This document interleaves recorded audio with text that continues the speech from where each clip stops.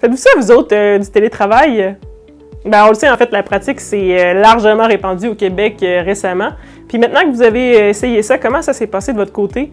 Ben, je sais que pour certains, l'expérience a peut-être été un peu chaotique.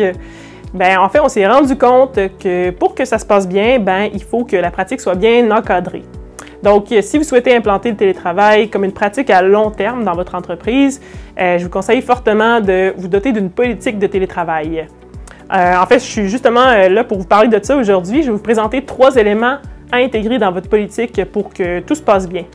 Je m'appelle Jessie, je suis conseillère en mobilité durable chez Mobilité et je crois sincèrement que le télétravail a le potentiel de réduire l'utilisation de l'auto-solo.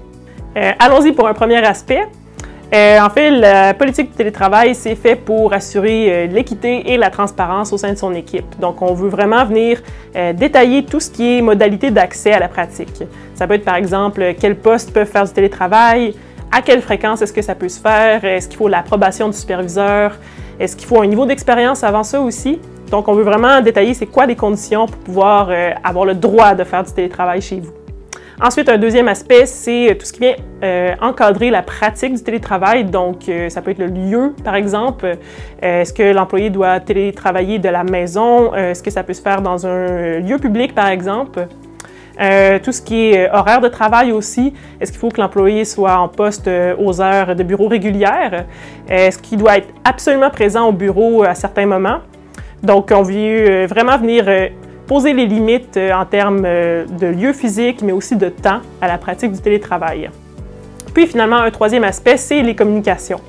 Une politique de télétravail doit idéalement venir identifier c'est quoi les moyens de communication à utiliser pour rejoindre le reste de l'équipe. Ça peut même être une hiérarchisation de ces modes-là.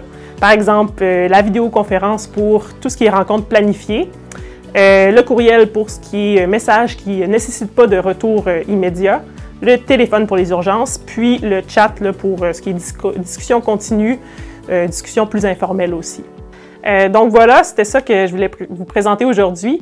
Après, ben, il y a plein d'autres éléments qui peuvent intégrer à la politique. Ça dépend vraiment de votre contexte. Si vous voulez en savoir plus, je vous invite à consulter notre formation sur le sujet. On va vraiment aborder tous ces aspects-là plus en détail. Vous allez trouver toutes les informations juste en dessous. Donc, c'est ça qui conclut cette vidéo. J'espère que ça vous a inspiré et je vous dis à la prochaine!